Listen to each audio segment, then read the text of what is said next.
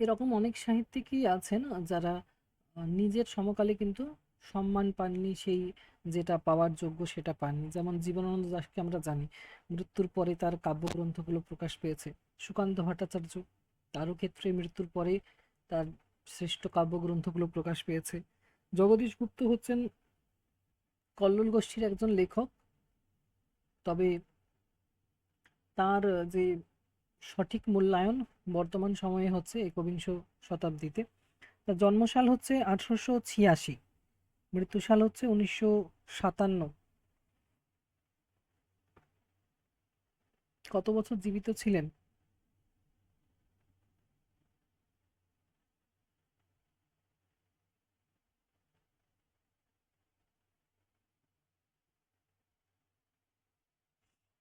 এই রে, বাংলা স্টুডেন্টদের ক্যালকুলেশন করতে সমস্যা হয়।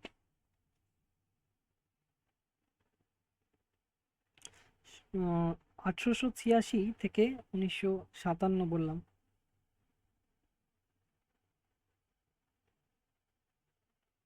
71, তাই তো? শুনতে পাওয়া যাচ্ছে?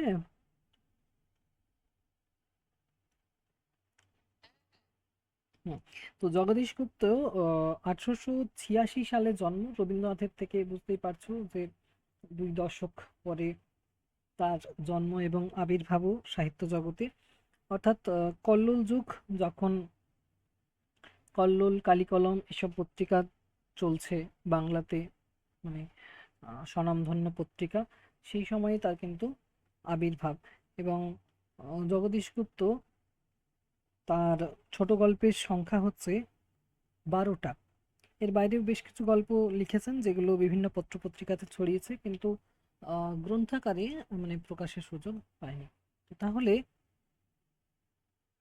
জগদীশ গুপ্তের আহ, যেসব গল্পগ্রন্থ: অঞ্জল শলাকা, উদয়লেখা, উপায়ন, আহ, তৃষিত সৃজনী, জগদীশ গুপ্তের স্বনির্বাচিত গল্প, পাইক শ্রীমিহির প্রামাণিক, বিনোদিনী, ভৃঙ্গার, মেঘাবৃত অশনি, রূপের বাইরে, শশাঙ্ক কবিরাজের স্ত্রী, শ্রীমতী, এগুলো হচ্ছে তার গল্প সংকলনের নাম, মানে গল্প গ্রন্থের নাম। এর অন্তর্গত অনেকগুলো গল্প রয়েছে।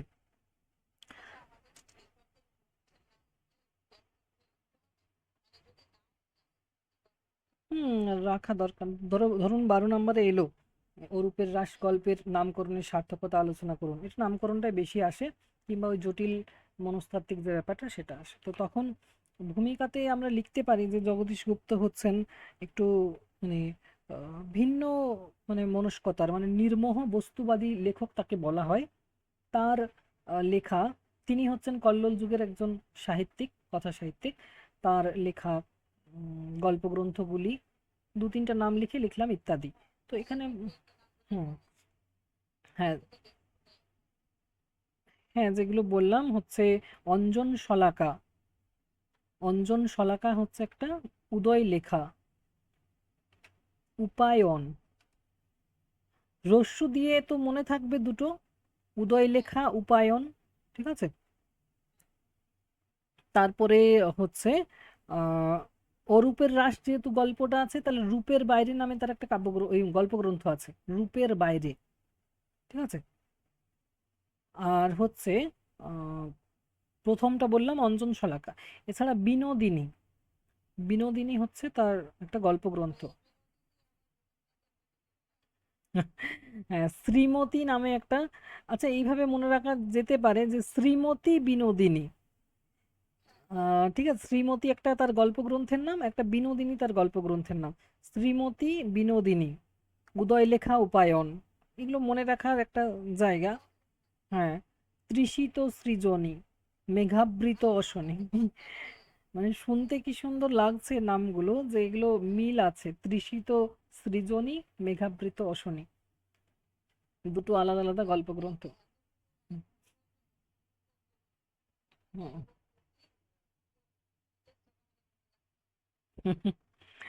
যাই হোক, তো জগদীশ গুপ্ত কি বললাম, একজন নির্মোহ বস্তুবাদী লেখক ছিলেন। মানে তাকে আবেগ ছুঁয়ে যেতে পারেনি, যে আবেগ দিয়ে কোনো কিছু প্রশ্রয় করে কোনো গল্প লিখছেন, রোমান্টিকতায় ভেসে যাচ্ছেন, গা ভেসে যাচ্ছেন, অবাস্তব লিখে ফেলছেন রোমান্টিকতার আবেগে। প্রথমেই বললাম তিনি কল্লোল গোষ্ঠীর লেখক। কল্লোল গোষ্ঠী মানেই বিশ্বযুদ্ধোত্তর পরিস্থিতি, যেখানে আহ, মানুষের কি বলবো, ওই সুকান্ত ভট্টাচার্য যেটা বলছেন যে ক্ষুধার রাজ্যে পৃথিবী গদ্যময়, পূর্ণিমা চাঁদ যেন ঝলসানো রুটি, সেরকম তিনিও বলছেন যে রোমান্টিকতা নিয়ে এখন কি হবে, বর্তমান যা পরিস্থিতি তাহলে তাতে রাজনৈতিক, সামাজিক এইসব জিনিস বাস্তবতা নিয়ে চলতে হবে। মানুষের মনের অন্তর্দ্বন্দ্ব যা কিছু আছে, মনস্তাত্ত্বিক দিক, মানুষের চারিত্রিক স্খলন, আহ, অনাহারে, মানুষের মৃত্যু, দুর্ভিক্ষ, ঠগ মানুষ, প্রবঞ্চক মানুষদের প্রতিপত্তি, সেই সময় রাজনৈতিক সামাজিক পরিস্থিতি এমনিতে উত্তাল ছিল। আর সেই যুগেরই একজন লেখক, তো কল্লোল এবং কালি কলমে তার সব গল্পগুলো প্রকাশ পেত। কল্লোল পত্রিকা এবং কালি কলম পত্রিকা। তোমাদের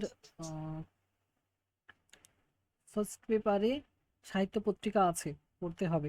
আধুনিক যুগটা তো এখন আলোচনা হয়নি সেভাবে, তো আধুনিক যুগে সাহিত্য পত্রিকা পড়তে হবে। কল্লোল কালি কলমের নাম শুনতে পাবে। আচ্ছা, শকুন্তলা ঘোষ একটু মিউট করে দিন, আনমিউট করা আছে। তো জগদীশ গুপ্তের প্রথম গল্প গ্রন্থের নাম হচ্ছে বিনোদিনী, এটা একটু মনে রাখবে। ঠিক আছে, প্রথম গল্প গ্রন্থের নাম হচ্ছে বিনোদিনী।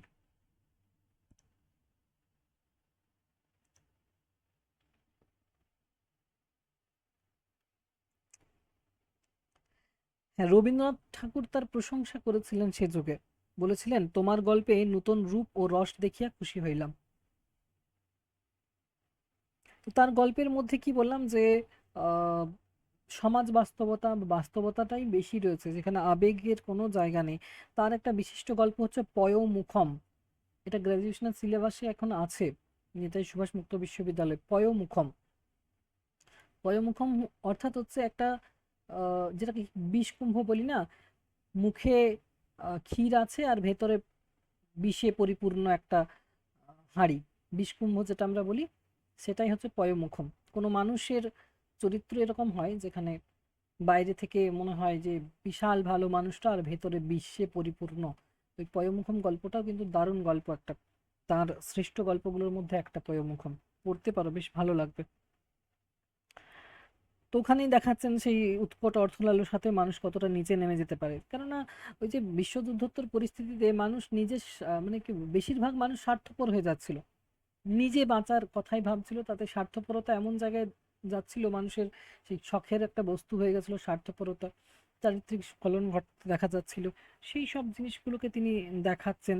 আবার প্রথাগত যে সংস্কার আছে সেই সংস্কারগুলোকে ভাঙার যে ব্রত তার মধ্যে একটা ছিল। ঠিকানায় বুধবার নামে একটা গল্প আছে, সেটা তিনি এগুলো জানাচ্ছেন।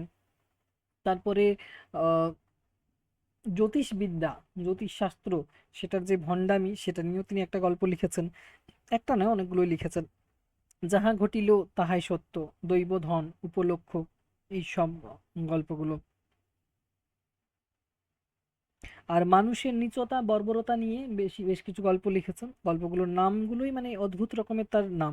এক যে ছিল ক্ষুল্লতাপ, প্রতিক্রিয়া, মানুষ ও কুকুর, এগুলো হচ্ছে তার সেই ধরনের গল্প। আর মনস্তত্ত্ব নিয়ে যেসব গল্প, সেইগুলো হচ্ছে পাইক শ্রীমিহির প্রামাণিক, শশাঙ্ক কবিরাজের স্ত্রী, উর্মিলার মন, আর এই যে তোমাদের অরূপের রাস। অরূপের রাস, দেখো, নামকরণ দিয়ে গল্পটার বিষয়বস্তু আমি আলোচনা করি ছোট্ট করে। অরূপ, অরূপের রাস। আচ্ছা, অরূপ শব্দের অর্থ কি?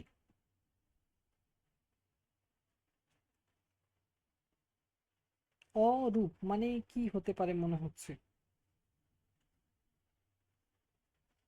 যারা গল্পটা পড়েছো তারা আশা করি কিছুটা হয়তো বুঝতে পেরেছো।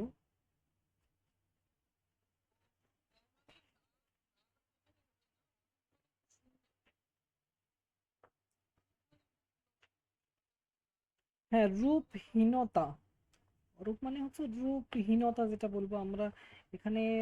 উপসর্গ বসানো হয়েছে আগে একটা, অ দিয়ে কি করা হয় মানে যেটাকে বিপরীতে নিয়ে আসা হয়। রূপ, অরূপ। তারপরে সমতল, অসমতল, বুঝলি না, অর্থাৎ কি বিপরীত দিকে নিয়ে যায়। এখানে অরূপের হ্রাস, দুটো কথা আছে, ব্যঞ্জনধর্মী নামকরণ প্রথমেই তো বুঝতে পারছো। তো তাহলে অরূপের হ্রাস এটা হচ্ছে তোমার জগদীশ গুপ্তের উম,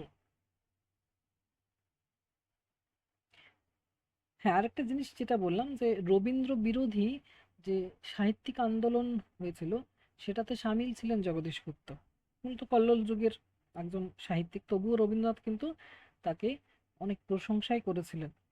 আর একটা জিনিস মনে রাখবে, তার প্রথম গল্পটা বিজলি পত্রিকাতে প্রকাশ পেয়েছিল, বাকি সমস্ত গল্পই আমরা দেখেছি কল্লোলে পাচ্ছি আর ইয়েতে কালি কলমে পাওয়া যাচ্ছে। তো অরূপের রাস কথাটি, হ্যাঁ, তার প্রথম গল্পের নাম জানবে পেইং গেস্ট, প্রথম গল্পের নাম হচ্ছে পেইং গেস্ট, আর প্রথম গল্প গ্রন্থের নাম বিনোদিনী বললাম। তো নামে দেখো অরূপ বলতে যেটার রূপ নেই, আর রাস বলতে, রাস শব্দের অর্থ কি জানি আমরা? রাস দুটো অর্থ জানি না।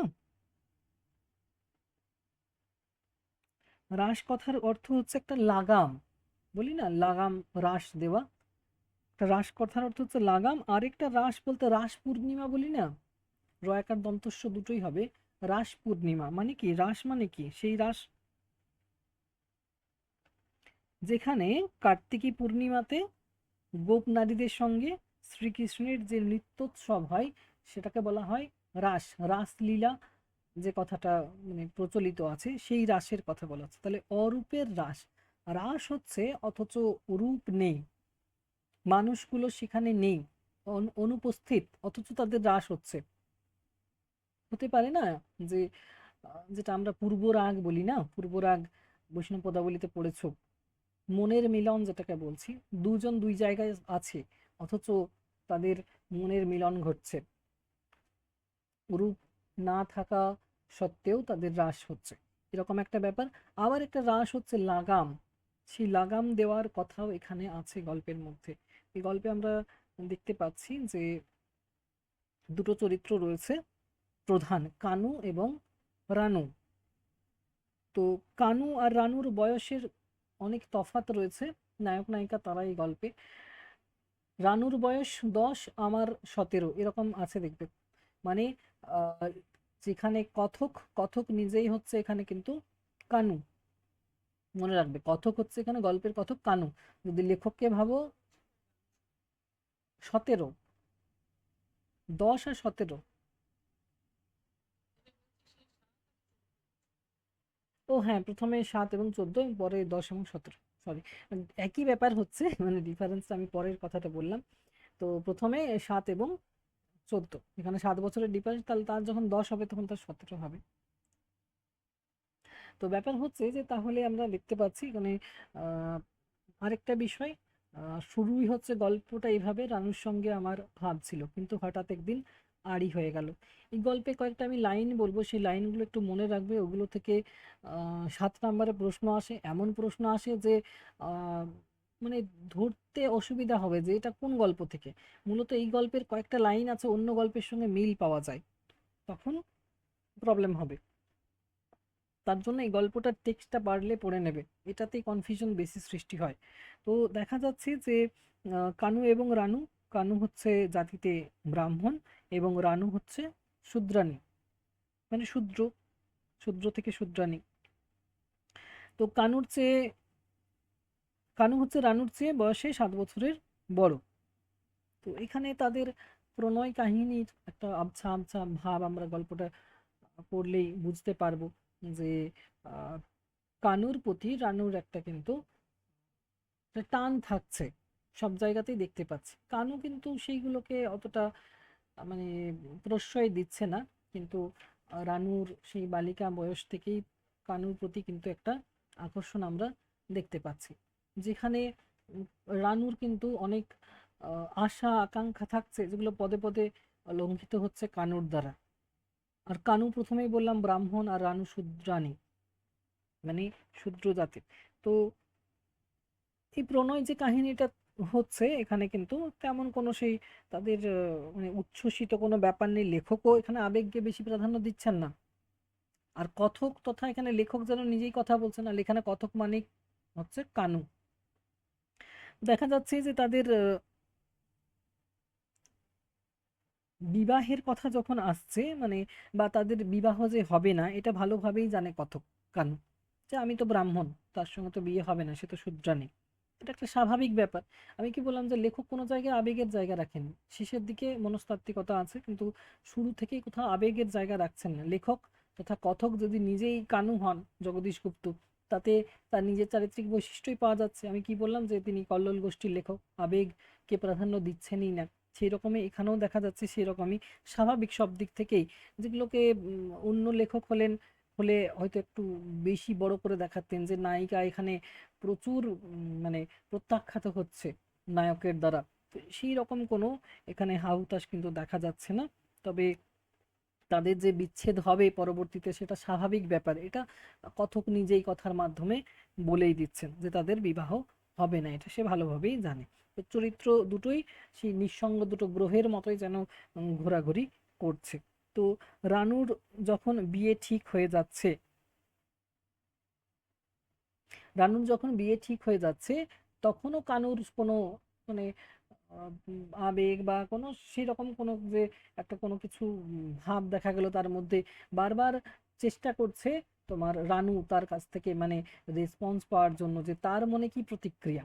কানুর স্বাভাবিকতাই এখানে লক্ষ্য করা যাচ্ছে, অস্বাভাবিক কোনো কিছু নেই। রানুকে যখন দেখতে আসছে তাতেও কানু আসছে, কোনো ব্যাপারই নেই সেখানে, কিন্তু তার কোনো মনের মধ্যে কিছু মানে প্রতিক্রিয়া দেখা যাচ্ছে না। কিন্তু রানুর যখন মানে বিয়ে ঠিক হয়ে যাচ্ছে তখন সে কানু যখন তাকে একটা উপহার স্বরূপ একটা মানে চিঠি দিচ্ছে, পদ্মের একটা মানে চিঠি বলতে একটা তোমার লেখা দিচ্ছে দেখবে, তখন কি করছে তোমার সেই কাগজটাকে রানু পুড়িয়ে দিচ্ছে। আমার আদিমতম মানস্তনয়াকে লইয়া সে এই কি করিল, তাহাকে জ্বলন্ত উনানে ঠেলিয়া দিয়া পুড়াইল। এটা দিয়ে সালের কোশ্চেনে অনেকবার এসেছে লাইনটা তোমাদের বইতে।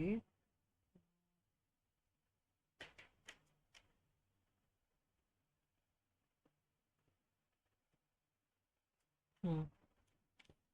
প্রীতি উপহার নিজের নাম সংবলিত করিয়া ছাপাইয়া বিতরণ করিতে পারিলাম না বলিয়া আমার আদৌ দুঃখ হইল না, ক্ষোভে দুঃখে আমার অসহ্য আহ, বোধ হইতে লাগিল। ইহাই যে এত শ্রম এত চিন্তার ফল, রচনাটিকে নিষ্প্রয়োজনে সে এমন নৃশংসভাবে নষ্ট করিয়া ফেলিল। 7 দিনের দিন পদ্মটি খাড়া করিয়াছিলাম, কত কাটিয়া ছাটিয়া কতবার নকল করিয়া তবে তাহাকে মনের মতো করিয়া তুলিয়াছিলাম। ভাবিতে ভাবিতে কতবার মাথা ঘুরিয়া গিয়াছে, দিনে 200 বার পড়িয়াও তৃপ্তি হয় নাই। সেই পদ্ম কিনা আগুনে দিয়া পুড়াইল।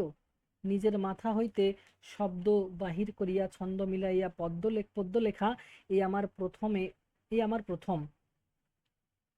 এই জায়গাটা থেকে আন্ডারলাইন করে রাখবে।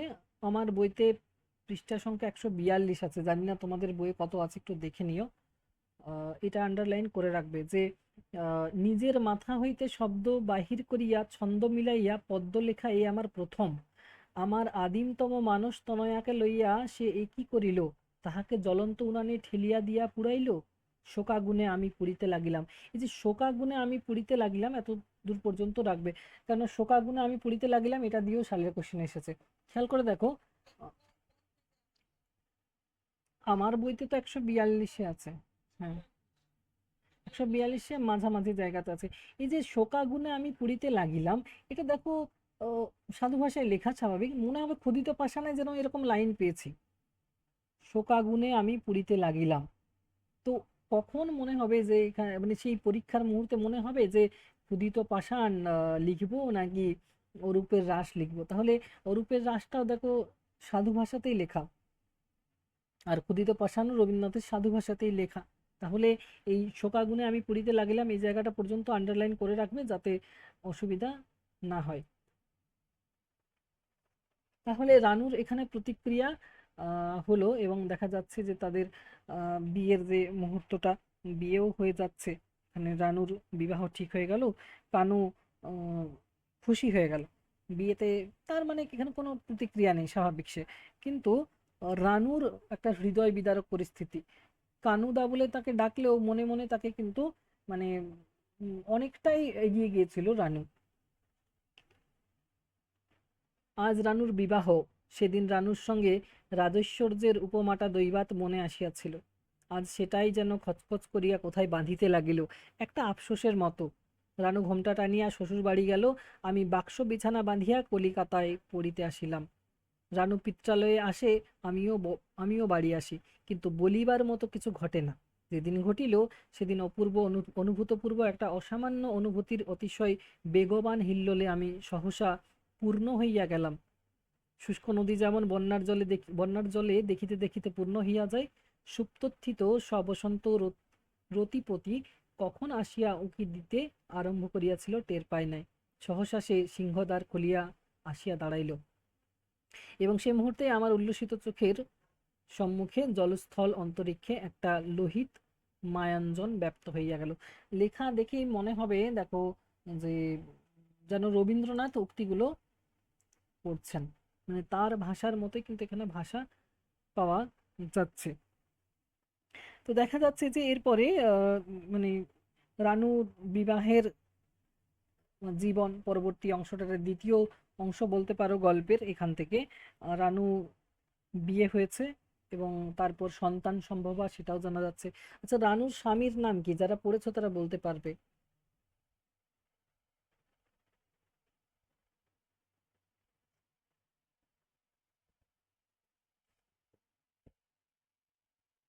প্রশ্ন চিহ্ন দিয়ে বলছো?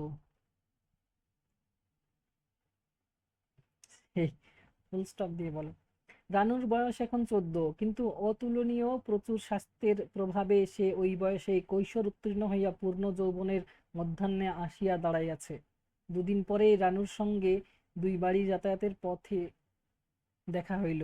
আমাকে দূর হইতে দেখিয়া সে থমকিয়া দাঁড়াইল, যেন ফিরিয়া যাইবে, কিন্তু তার বদলে সে আঁচল তুলিয়া মুখ আড়াল করিয়া পথ ছাড়িয়া সরিয়া দাঁড়াইল।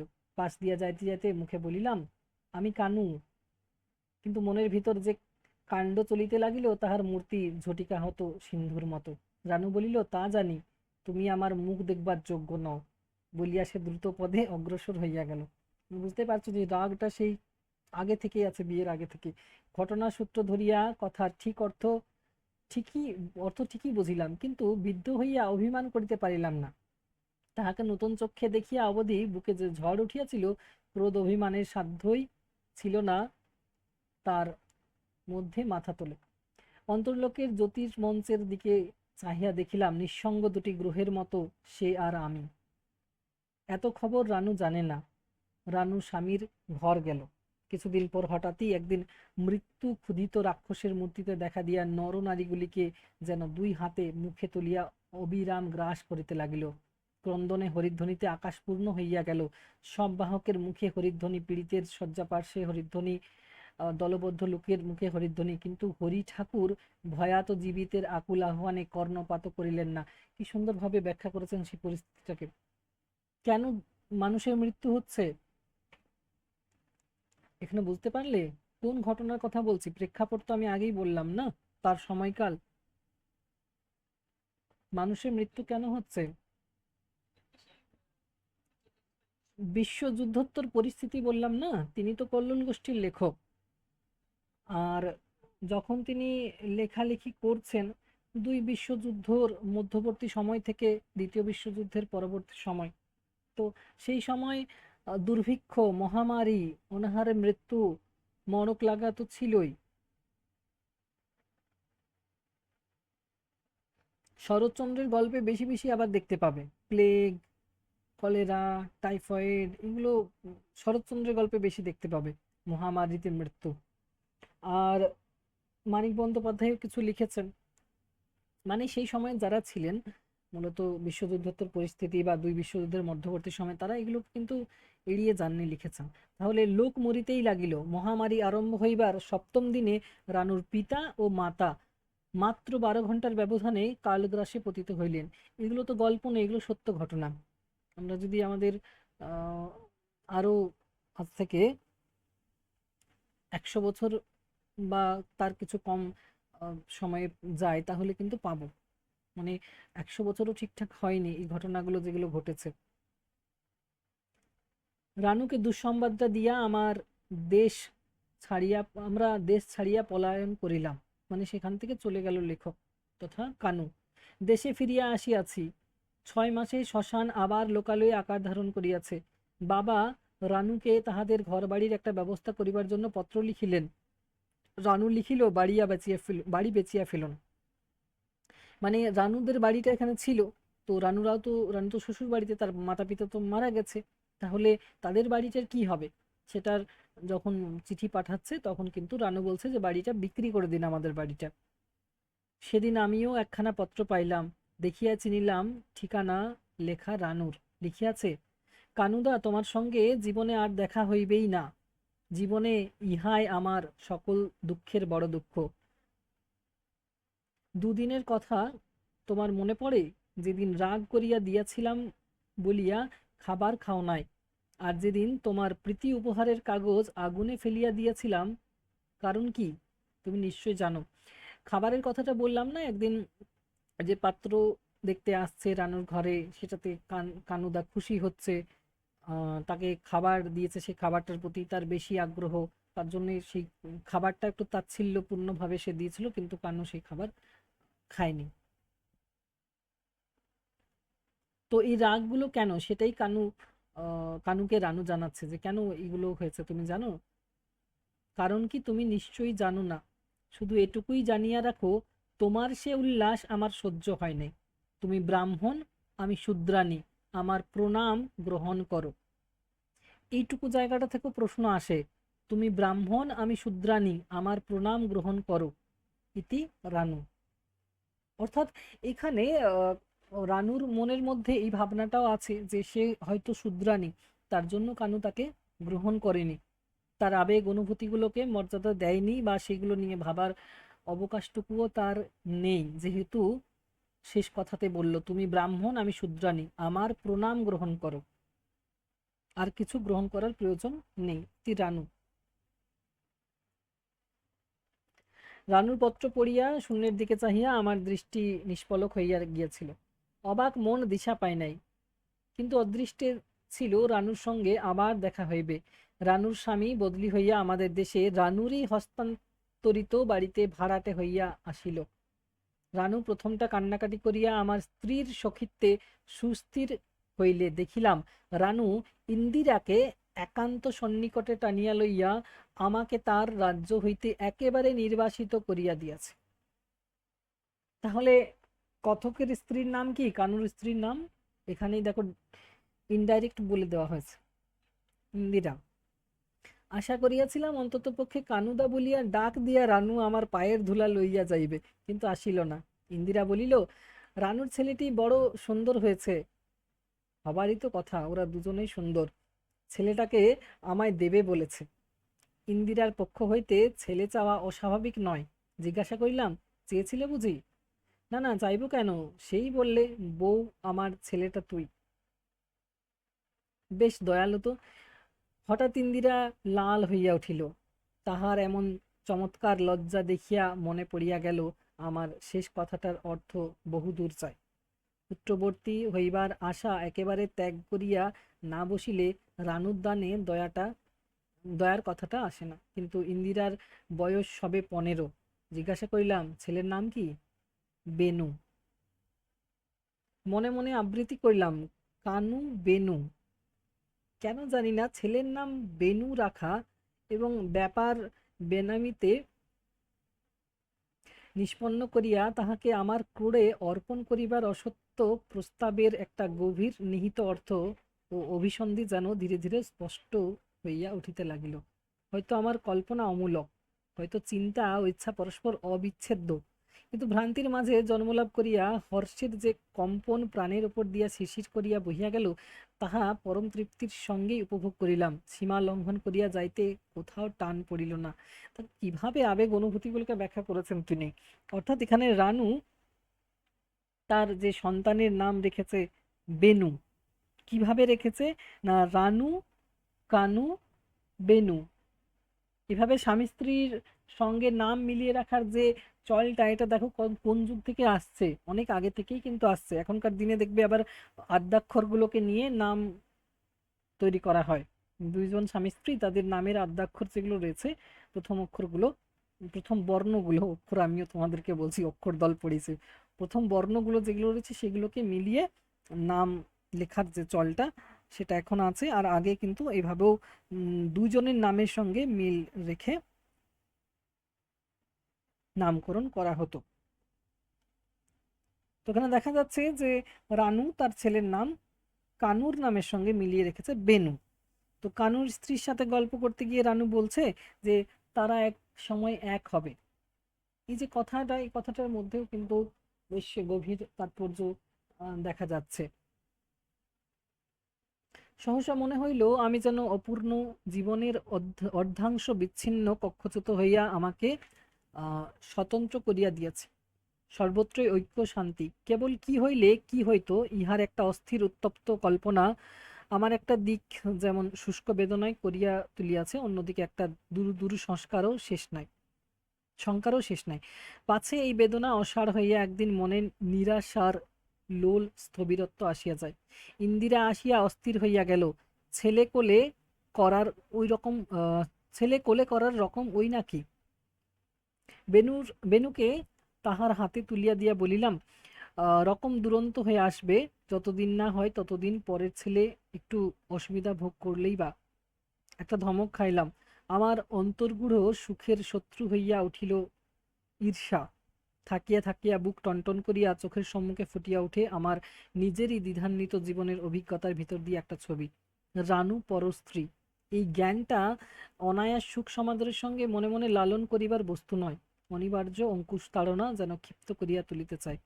ইন্দিরা একটা নতুন খবর দিল, রানু একটা পাগল। মানে? বলে আইব তুই আর আমি এক হয়ে যাই। কথাগুলো বেশ তাৎপর্যপূর্ণ। দেখো এখানে যেমন রানুর কথা পাগলের লক্ষণই বটে। তুমি কি বললে? জিজ্ঞাসা করিলাম। ইন্দিরা কি একটা উত্তরও দিল, কিন্তু ইন্দিরা তখন তাহার শব্দ স্পর্শ লইয়া আমার সম্মুখ হইতে একেবারে মুছিয়া গেছে। সর্বাঙ্গে রোমাঞ্চের কণ্টকোৎসব জাগাইয়া আনন্দের সুতীব্র শিখা আমার স্নায়ু শিরায় প্রজ্বলিত হইয়া উঠিয়াছে। কতক্ষণ এই উদ্বেলিত আনন্দের মুহ্যমান হইয়াছিলাম, কি করিয়াছিলাম জানি না। হুঁশ ফিরিল, দেখিলাম ইন্দিরা অবাক হইয়া আমার দিকে চাহিয়া আছে। একটু হাসির আমদানি করিয়া বললাম, কি বলছিলাম যেন? ইন্দিরা বলিল, তুমি কিছু বলছিলে না, আমিই বলছিলাম যে, বলিয়া হঠাৎ থামিয়া সে উঠিয়া দাঁড়াইল। ইন্দিরার হাত চাপিয়া ধরিয়া বলিলাম, উঠলে যে? হঠাৎ রাগ হলো কিসে? রাগ হয়নি, কিন্তু তোমার মতো অন্যমনস্ক লোকের সঙ্গে কথা বলাই বালাই। লেখক মাঝে মাঝে কথাগুলো যেগুলো শুনছে সেই কথাগুলোকে ব্যাখ্যা করার চেষ্টা করছে, এবং এতদিন পর্যন্ত রানুর কথার গুরুত্ব দেয়নি, যে বিবাহের পরে রানুর কথাগুলোকে বেশি বেশি গুরুত্ব দিয়ে সে ভাবতে শুরু করছে যে আসলে কথাগুলোর অর্থ কি। যেগুলো তার বিয়ের আগে ভাবার কথা ছিল, রানু তাকে চেষ্টা করেছিল বোঝাতে, কানু বোঝেনি। আজকে কানু তার কথার অর্থগুলো আস্তে আস্তে বুঝছে এবং তখন অন্যমনস্ক হয়ে যাচ্ছে।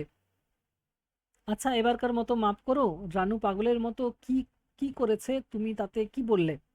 কি করেছে তা তুমি তাতে কি বললে?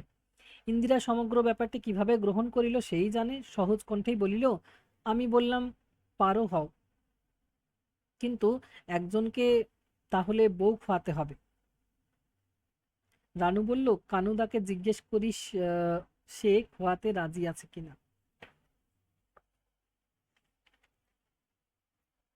মোটেই না বলিয়া ইন্দিরাকে আলিঙ্গন করিতে হাত উঠি উঠি করিয়াই থামিয়া গেল। বলিলাম, বসন্তবাবুর সঙ্গে একটা আপোষ করে নিতে পারলে এরকম বন্দোবস্ত করা যায়। আচ্ছা, বসন্তবাবু কে? বসন্তবাবু কার নাম এতক্ষণ বলিনি, যারা পড়েছো তারা জানো। বসন্তবাবু কার নাম জিজ্ঞাসা চিহ্ন দিয়ে বলবে না। রানুর স্বামী। এখানে চারটা চরিত্র মনে রাখবে, কানু, রানু, আর ওইদিকে ইন্দিরা, বসন্ত। ঠিক আছে, কিন্তু ইন্দিরা হচ্ছে আহ কানুর স্বামী, কানুর স্ত্রী, আর বসন্ত হচ্ছে রানুর স্বামী। রানুর সঙ্গে এতদিন মুখোমুখি দেখা হয় নাই, আমাদের বাড়িতে সে আসে নাই। ইন্দিরাকে বলিয়াছে, বড় ঝামেলা ভাই, গল্প জমে না। ইন্দিরাকে সে ডাকিয়া লইয়াছে। যাইবার আগের দিন রানু আমাদের বাড়িতে আসিল। ছেলেটিকে ইন্দিরার কোলে দিয়া আমার পায়ের কাছে একটা প্রণাম রাখিয়া কহিল, কানুদা, কাল আমরা যাব।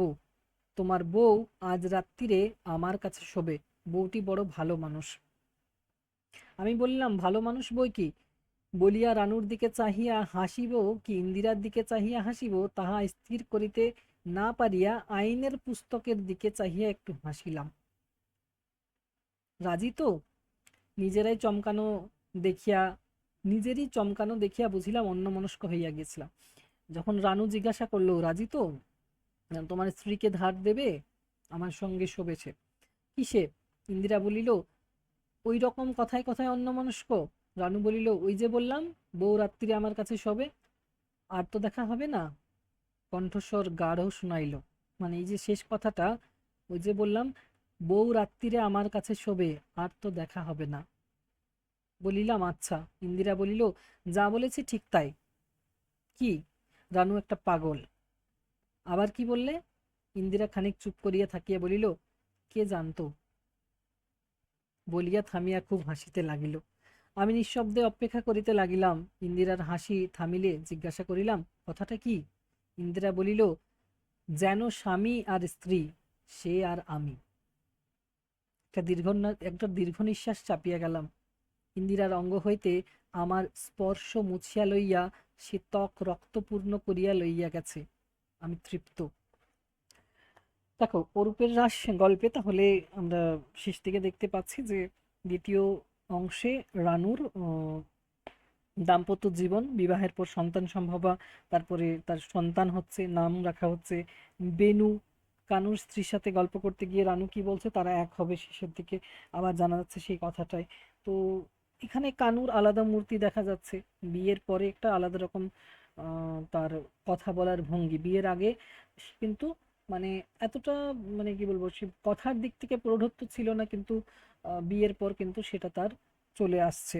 এবং এই গল্পে আমি কি বললাম, রাস কথার দুটো অর্থ আছে। একটা রাস মানে হচ্ছে লাগাম, আর একটা হচ্ছে রাস বলতে কার্তিকী পূর্ণিমায় গোপ নারীদের সঙ্গে শ্রীকৃষ্ণের যে নৃত্যোৎসব। অর্থাৎ বলতে পারি এখানে একটা মিলন প্রসঙ্গে আছে রাস, আর একটা প্রসঙ্গ আছে লাগাম প্রসঙ্গে। যে রাস বা যে লাগাম রানু চেষ্টা করেছিল বেনুকে, মানে সেই লাগামে রাখার, সেটা বিবাহিত জীবনে তো, মানে অবিবাহিত জীবন যখন ছিল তখন তো পারেনি, কিন্তু বিবাহিত জীবনে চেষ্টা করেছে তাকে সেই লাগাম বা রাসের মধ্যে আনতে। রূপের মাধ্যমে সার্থকতা না পেলেও অরূপের মাধ্যমে সার্থকতা পাচ্ছে এখানে। কিন্তু এখানে দুটো মনের যে রাস, সেটাও আমরা দেখতে পাচ্ছি। প্রথমত হচ্ছে যে লাগাম টেনে ধরার পরেও সেই, মানে কি বলবো, প্রেমের যে স্বরূপ বা প্রেমের যে রূপ, সেটা কিন্তু তোমার এখানে আহ প্রত্যক্ষভাবে পাওয়া যাচ্ছে না, কিন্তু অপ্রত্যক্ষভাবে আমরা দেখতে পাচ্ছি এখানে পরস্ত্রী সঙ্গে কানুর আচরণ, অথবা পরপুরুষ কানুর সঙ্গে পরনারী রানুর আচরণ, তাদের সেই রাসলীলার যে দূরাভাস, সেটা যেন এখানে পাওয়া যাচ্ছে। কানু পরবর্তীতে বুঝতে পারছে যে রানু কেন আহ, তার স্ত্রী ইন্দিরাকে শোবার জন্য তাকে ডাকছে, একসঙ্গে থাকতে চাইছে সশরীরে। সেই, মানে তাদের বিবাহের পূর্বে তাকে তো পেতে পারিনি, স্বামী হিসেবেও তাকে পেল না, কিন্তু বিবাহের পর তাকে পাওয়ার যে আকাঙ্ক্ষা, বা যেরকম এই রাসের কথা বললাম মিলনের, সেই মিলনের আকাঙ্ক্ষা যখন তার মধ্যে দেখা দিচ্ছে, তখন কিন্তু সশরীরে না পেলেও, রূপের মধ্যে না পেলেও অরূপের মধ্যে পাওয়ার যে একটা, মানে উম যেটাকে কি বলা যায়, মানে তৃপ্ততা, সেটা যেন রানু নিতে চাইছে। এতদিন পর্যন্ত দাম্পত্য জীবন কাটিয়েছে রানু এবং এই তোমার কানু এবং ইন্দিরা। তো ইন্দিরার শরীরে স্পর্শ রয়েছে সেই কানুর, আর সেই কানুর স্পর্শ যেন অরূপের মাধ্যমে পেয়ে যাচ্ছে রানু। তার জন্য এখানে অরূপের রাসটা কিন্তু তাৎপর্যপূর্ণ। নামকরণটা দ্ব্যর্থবোধক, দুটো অর্থ পাচ্ছি আমরা। একটা লাগাম দেওয়া রাসের কথা, যেখানে জানু চাইছে লাগাম দিতে কানুকে, যেটা সম্ভব হচ্ছে না, কিন্তু কথার যে এখানে মনস্তাত্ত্বিকতা সেখানে বোঝা যাচ্ছে। কানু সবকিছুই আস্তে আস্তে পরে বুঝতে পারছে, তার কথার তাৎপর্যগুলো। পরবর্তীতে শেষ কথা যেটা, সেখানেও অরূপের রাস অর্থাৎ অরূপের মধ্যে মিলন লীলার যে ব্যাপারটা সেটাও বোঝা যাচ্ছে এখানে। ইন্দিরা সেইভাবে বুঝতে না পারলেও কানু এবং রানু তারা একে অপরের কথা বুঝতে পারছে, কারণ শেষ লাইনে বলছে, ইন্দিরার অঙ্গ হইতে আমার স্পর্শ মুছিয়া লইয়া সে ত্বক রক্তপূর্ণ করিয়া লইয়া গেছে, আমি তৃপ্ত। কানু এখানে যেন তৃপ্ত। কানু অর্থাৎ কি? কানু নামটা কোথা থেকে এলো জানো? কানু শব্দের অর্থ কি? হুম, কৃষ্ণ সংস্কৃতে ছিল, প্রাকৃতে কাহ্ন, বাংলাতে কানু। কৃষ্ণ কাহ্ন কানু একটাই, ঠিক আছে। কাহ্নপা নাম শুনেছো তোমরা? ওটা মাগধী প্রাকৃত থেকে বাংলার যখন এসেছিল ভাষার উদ্ভব, তখন চর্যাপদের কবি কাহ্নপা, কাহ্ন মানেও কানু। তাহলে কৃষ্ণ কাহ্ন কানু, কানু হচ্ছে বাংলা ভাষাতে কৃষ্ণেরই নাম, কৃষ্ণ হচ্ছে সংস্কৃতে। তাহলে এখানে কানু শব্দেরও তাৎপর্য আমরা পেয়ে যাচ্ছি, কৃষ্ণ। এবং রাসলীলার প্রসঙ্গ তাহলে চলে আসছে, অরূপের রাস যেটা বললাম, যে কৃষ্ণের যে নৃত্যোৎসব বা গোপ নারীদের সঙ্গে যে তাদের থাকার একটা যে সে পরিস্থিতিকে বোঝানো হচ্ছে অরূপের রাসে, রাসলীলা। এবং সেই রাসলীলার অংশগ্রহণ করছেন যেন কানু অরূপের মাধ্যমে, আবার রানুও সেটা যেন ভাগীদার। এখানে যেন কানু সেই ভূমিকাটা নিচ্ছে, গোপ নারীদের ভূমিকাটা নিচ্ছে। এবং তারপরে কানু যেন স্বয়ং শেষে বলছে, আমি তৃপ্ত। স্বয়ং কৃষ্ণ তথা স্বয়ং ঈশ্বর যেভাবে বলেন, তো সেই কথাটাই যেন এখানে বলা হচ্ছে। মানে প্রতিটা লাইনের মধ্যে মানে গভীর ব্যাখ্যা রয়েছে অরূপের রাস গল্পে।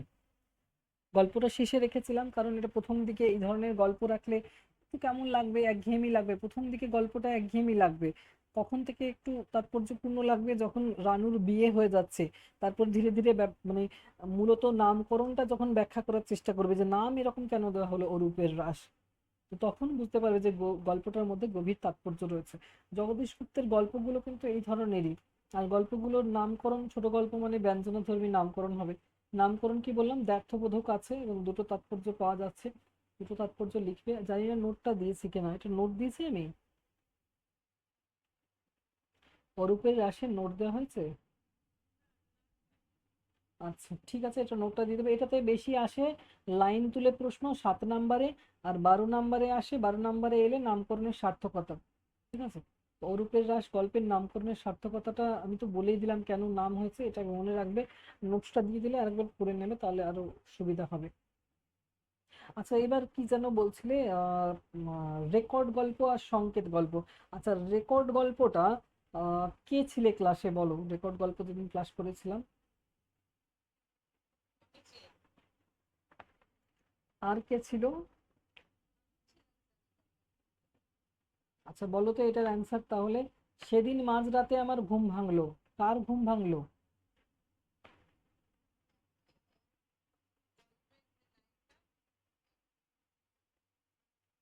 কার ঘুম ভাঙলো, কেন, তিনি কি উপলব্ধি করলেন? নায়িকা কি করে আসছে এখানে, প্রশ্নটা উত্তর ভুলে যাচ্ছে তো।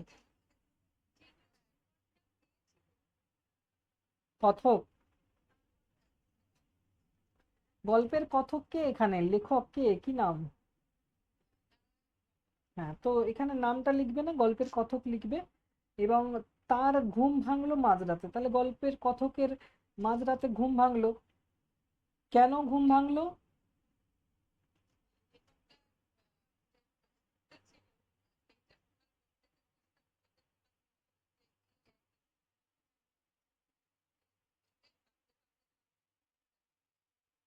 প্রথমে তিনি মাঝরাতে জল খেতে উঠেছিলেন, না জল খেতে উঠেছিলেন এবং বাঘের ডাক শুনতে পাচ্ছিলেন। ঘুমন্ত অবস্থায় ওঠা, বাঘের ডাক শোনা, হঠাৎ করে ভাববে যে এখানে জঙ্গলের আওয়াজ কি করে এলো, ভয়ঙ্কর লাগছে এবং ক্লান্ত অথচ ক্রুদ্ধ, বাঘের ডাককে বোঝানো হচ্ছে। তো দেখা যাচ্ছে যে মানে পরে বুঝতে পারলেন যে মার্কাস স্কোয়ারে একটা সার্কাসের তাঁবু খাটানো হয়েছে, আর সেখান থেকে বাঘের ডাক আসছে। তো বাঘের ডাক শুনে লেখকের কি মনে পড়লো, কি উপলব্ধি করলেন? সেই রেকর্ডে যে গানটা বাজছিল সেটার সঙ্গে বাঘের ডাক কিছু যেন মিল পাওয়া যাচ্ছে। সেই বাঘের সুরের সঙ্গে রেকর্ডের সুরের মিল। প্রশ্ন এরকম আসবে 7 নম্বরে। সেদিন মাঝরাতে আমার ঘুম ভাঙলো, কার ঘুম ভাঙলো, কেন, তিনি কি উপলব্ধি করলেন। 1+1+5, এভাবে 7 নম্বর আসে, ঠিক আছে। তো প্যারা চেঞ্জ করে করে অ্যান্সার 3টে লিখতে হবে, একই সঙ্গে লেখা চলবে না। যেরকম প্রশ্ন সেরকম প্যারা চেঞ্জ করতে হবে 7 নম্বরে, মানে প্রতিটা উত্তর যেন একটা একটা প্যারাতে থাকে। আচ্ছা ধরো একটা প্রশ্ন এরকম আছে, চোর বাজারে পাওয়া রেকর্ডটি কোন সাংগীতিক মূর্ছনাকে ধরে রেখেছে, কিংবা আসতে পারে দেশে দেশে কালে কালে এক সুর, ব্যাখ্যা করুন।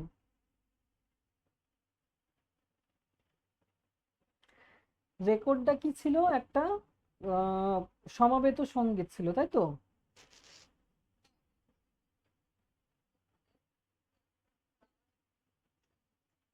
লেখক এটাকে আহ, চোর বাজার থেকে কিনেছিলেন, কিন্তু এটাকে মানে ঠিক করতে পারছিলেন না যে এটা আসলে কিসের গান।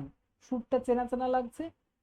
তার স্ত্রীকেও এসে জানাচ্ছেন, এবং তার স্ত্রীও তার মতনই একজন।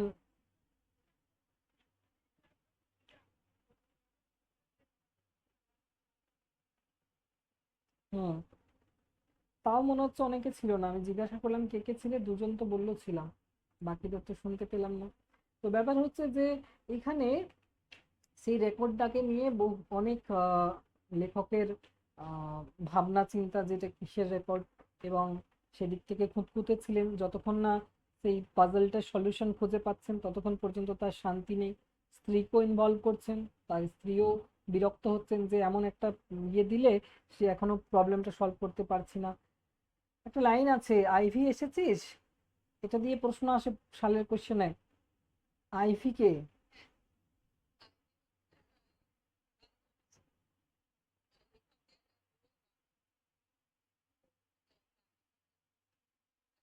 তুই তো করোনা বান্ধবী, হ্যাঁ। পিএইচডি করেছিল কিসে, ডক্টরেট করেছিল পাশ্চাত্য সঙ্গীতে। আইভি কে বলছে যে আমাদের এই পাজলটা একটা সলিউশন খুঁজে দিত, কিন্তু সে আবার বলছে যে এটা মনে হচ্ছে একটা কোরাস সং, মানে সমবেত সঙ্গীত। তো এটা তো সবাই জানে যে এটা সমবেত সঙ্গীত। সেই মানে লেখকের স্ত্রী রেগে যাচ্ছে। সে তো মানে প্রথমত পাশ্চাত্য সঙ্গীতে পিএইচডি করেছে, সে বলছে মানে এত ভাবার পরে বলছে এটা সমবেত সঙ্গীত। তারপরে যখন সে চলে গেল তখন রাগ প্রকাশ করছে, দেখবে লেখকের স্ত্রী চালিয়াতি বলে, যে দূর হ আমাদের এখান থেকে। এমন পিএইচডি ডিগ্রি যেগুলো কিনতে পাওয়া যায়, মানে ওটাই যেন লেখক মানে মনে করলেন যে তার দ্বারা তো এটা সম্ভব হলো না। আবার সে একটা বলেছে যে আমার ন্যান্সি শব্দটা মনে হয় ব্যবহার আছে এখানে, দেখবে she is poor little thing she is, এরকম দেখবে আছে তার। সে একটা ইয়ে আছে তোমার, পোষ্য আছে, কুকুর নাকি বিড়াল, আইভির একটা পোষ্য আছে না, বলছে আমাকে যেতে হবে।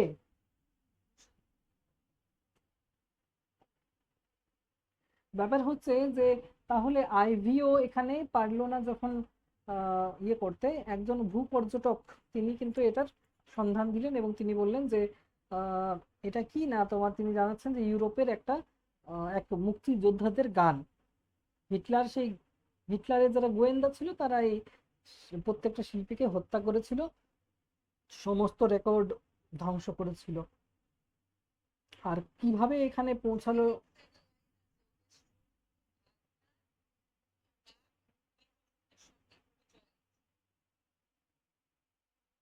কি বললেন?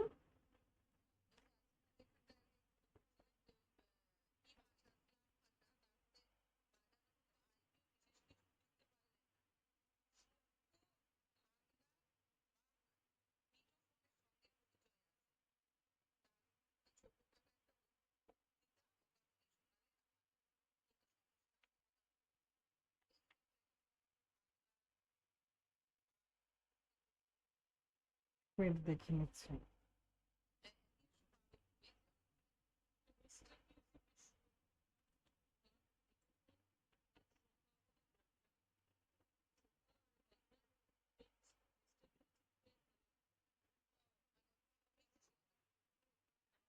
ওই তো বলে দিলেন তো। আমার বইয়ে পেজ নাম্বার গুলো তো খুঁজেও পাওয়া যাচ্ছে না। যাই হোক, ব্যাপার হচ্ছে যে আইভি কিন্তু আহ, পারেনি ওটা, ঠিক আছে, সলিউশন দিতে। ভূপর্যটক দিয়েছেন এবং তিনি জানিয়েছেন যে এটা আহ, মুক্তিযোদ্ধাদের গান। এবারে ব্যাপার হচ্ছে লেখক এটার সঙ্গে মেলাচ্ছিলেন, কোথাও হয়তো সেই আহ, নাগাড়া বাজছে, ইয়েদের খাসিয়াদের গান, কোথাও হয়তো বাঘের আওয়াজের সেই মাঝরাতে ঘুম ভাঙছে সেটার সঙ্গে মিল পাচ্ছেন। আবার একদম শেষে একটা কলকাতা সেই ছাত্র দলের শোভাযাত্রার আওয়াজ শোনা যাচ্ছে, গুলি চলছে তার উপরে। তখন সেই লেখকের স্ত্রী বলছে না, দেশে দেশে কালে কালে সেই সুর এক, এই রেকর্ড কেউ ভেঙে নিশ্চিহ্ন করতে পারেনি, করতে পারবে না, যে কথাগুলো বলছে। অর্থাৎ কি, তখনও এই মানে উৎপীড়িত শাসক শ্রেণীর বিরুদ্ধে সংগ্রাম চলছিল, এখনো চলছে। তখন এই গানগুলোকে বাজেয়াপ্ত করা হয়েছিল, শিল্পীদের হত্যা করা হয়েছিল, আজকেও সেই পরিস্থিতি হয়েছে। অর্থাৎ কি, তখন রেকর্ডকে বাজেয়াপ্ত করে শিল্পীদের হত্যা করে সেই আন্দোলনকে রোখা যায়নি। আজকেও সেই শোষণ উৎপীড়কদের বিরুদ্ধে আন্দোলন চলছেই।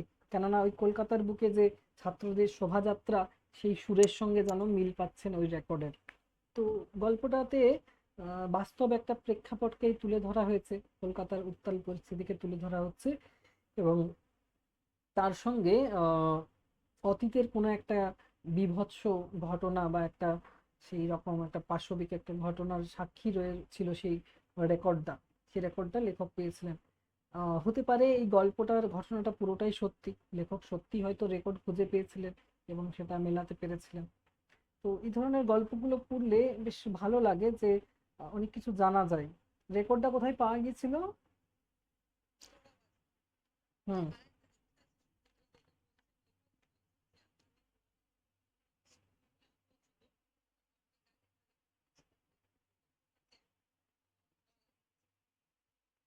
হ্যাঁ,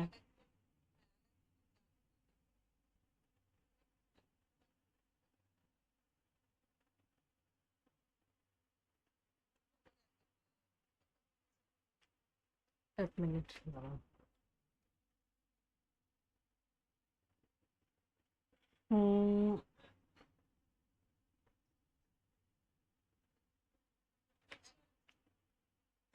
এই যে ইয়েতে আছে, মানে প্রথম যে পৃষ্ঠাতে গল্পটা শুরু হচ্ছে, দ্বিতীয় পৃষ্ঠাতে একদম উপরে আছে।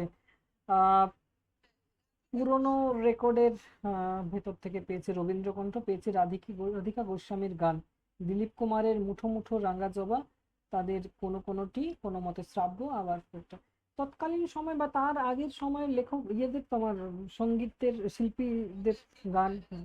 হুম। হুম।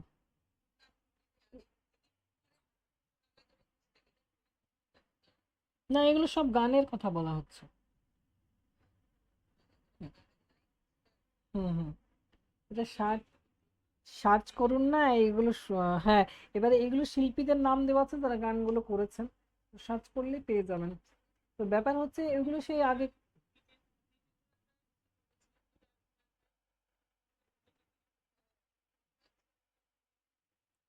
ওই তো শকুন্তলা ঘোষ সব খবর রেখেছেন, সব জানা আছে।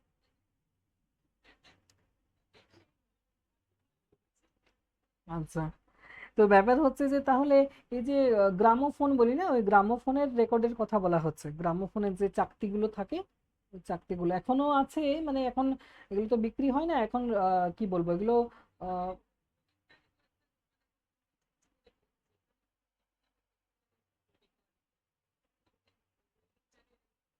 আচ্ছা, এগুলো সংরক্ষণে রেখেছে অনেক মানুষ, অনলাইনেও কিনতে পাওয়া যাচ্ছে, এখন প্রচুর দাম ওগুলো, মানে শোপিস হিসেবে মানুষ রাখছে এখন, ব্যবহার তো খুব একটা কেউ করছে না।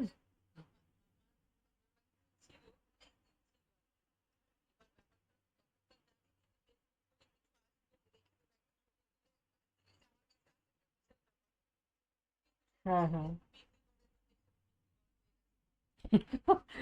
আমি আমার যুগের রেখেছি, আমার যুগের ওয়াকম্যান, আমার যুগে তো রিল ক্যাসেট ছিল না, রিল অডিও ক্যাসেট যেগুলো, ওইগুলো আছে আমার কাছে। ওগুলো আমার সব এখনো আছে, যতগুলো সংগ্রহে রেখেছি আমি। তো বেশ ভালো ভালো কয়েকটা গান যেগুলো ভালো লাগতো, 25-30টা ক্যাসেট আমার কাছে এখনো আছে। তো তারপরে মানে আমাদের যুগটা শুরু হয়েছে রিল ক্যাসেট দিয়ে, তার আগে তো হ্যাঁ তখন আবার ভিডিওরও ক্যাসেট ছিল, ওগুলো বড় বড় ছিল ওই রিল ক্যাসেটের মতোই কিন্তু সাইজটা বড়। তারপরে সিডি প্লেয়ার, ডিভিডি প্লেয়ার, তো তারপর ওটাও চলে গেল।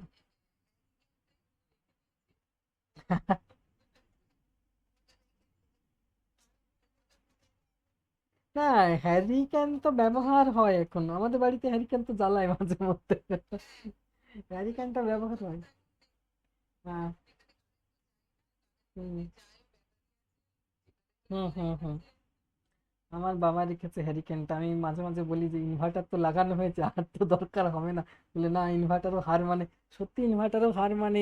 যখন 3 দিন কারেন্ট কেটে রেখেছিল আমাদের এখানে শিয়াল থেকে, তখন আর কোথায় পাবো, তখন হ্যারিকেনটা জ্বালছে দিয়ে, বাবার দিকে তো আর তাকিয়ে কিছু বলাও যাবে না সেই সময়।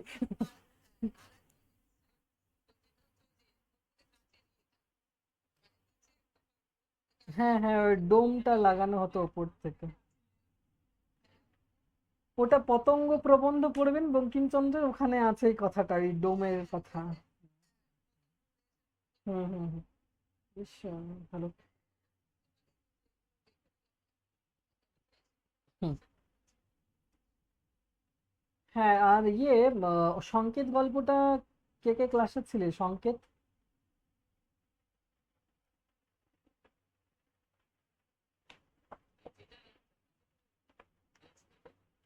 হ্যাঁ, ওটা শ্রমজীবী মানুষদের সংগ্রামের যে কাহিনী। একজন, বাকি আর কেউ?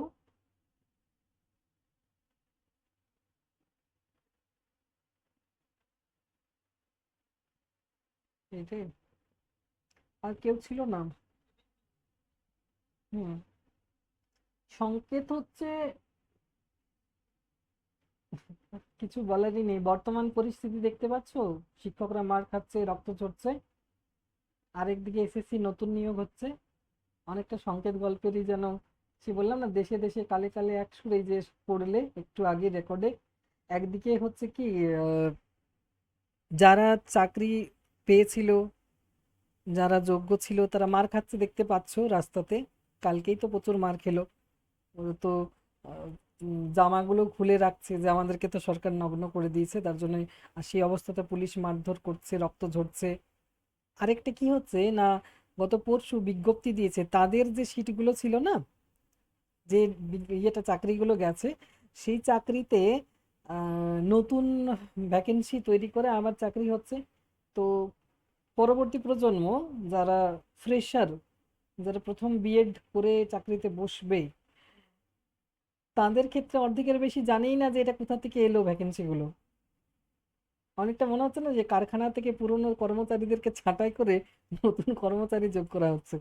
যদিও এখানে দুর্নীতির ব্যাপার একটা জড়িয়ে আছে, তবে যোগ্য অযোগ্য দুটোই রয়েছে আসলে। ব্যাপারটাও কিছুটা এরকম এরকমও লাগছে যে কিছু কিছু তো যোগ্য টিচার ছিল, কিছু কিছু তো ভালো শিক্ষক ছিল, যারা স্টুডেন্টদেরকে পড়াতে স্টুডেন্টরা কাঁদছে তাদের জন্য, এরকমও আছে।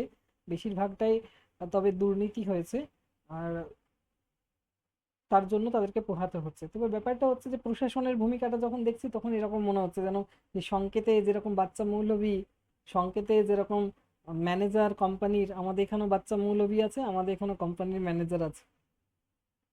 দুটো ক্ষেত্রই মানে যেন এখানে কি বলবো, শিকার হচ্ছে মাঝে মাঝে, সরকার সেই ভূমিকাটা নিচ্ছে ওই বাচ্চা মৌলবী আর সংকেত গল্পের ম্যানেজারের মতো। তো ব্যাপার হচ্ছে যে সংকেত গল্পে দেখা যাচ্ছে যে একটা কারখানার যে কর্মচারীবৃন্দ তাদেরকে উচ্ছেদ করা হচ্ছে, এবং নতুন কর্মচারী আহ, নিয়ে আসা হচ্ছে সেখানে।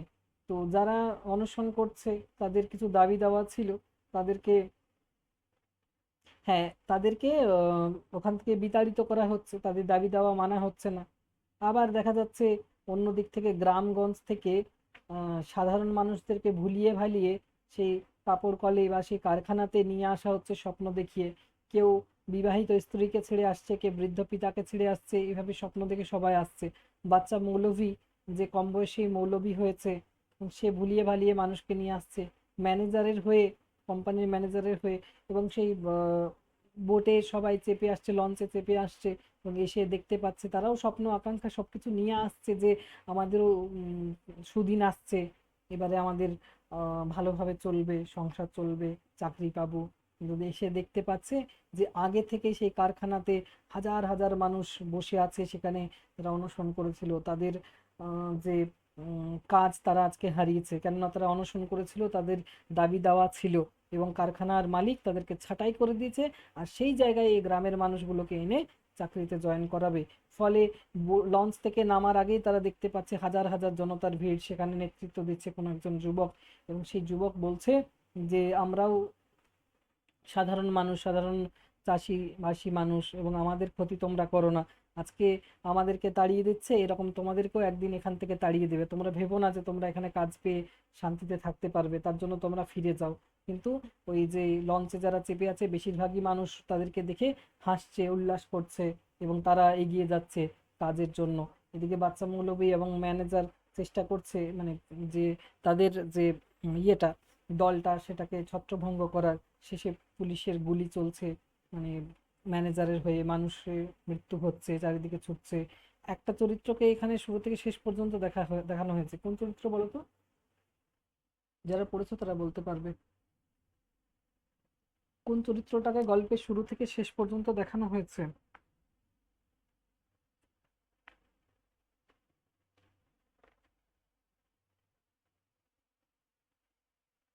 এটি, না না, যার চোখে এই ঘটনাগুলো সমস্তই দেখানো হচ্ছে, রহমান। ওই যে গুলি চলছে তখন রহমান কিন্তু বুঝতে পারছে, সে অনুভব করছে যে আমিও একজন সাধারণ মানুষ, যারা কাজ করতে এসেছিল তারাও সাধারণ মানুষ। তার জন্য সে এগিয়ে যাচ্ছে না, লঞ্চ থেকে সবাই ছুটে যাচ্ছে যে আমরা কাজ নেব, ওদেরকে তোয়াক্কা না করে, ওরা শুয়ে পড়েছে, ওদের উপর দিয়ে, লাশের উপর দিয়ে আমরা চলে যাব। কিন্তু রহমান সবার পিছনে আছে। সে ভাবছে যে এই রকম একটা অবস্থায় সে কি করবে। যখন গুলি চলতে শুরু করলো ম্যানেজারের কথাতে, যে ওদেরকে তাড়িয়ে দাও, সবাইকে সরিয়ে দাও, যদি সরছে না তাহলে গুলি চালাও, এবার গুলি চালাতে শুরু করছে, সবাই সবাই তখন দৌড় দিচ্ছে।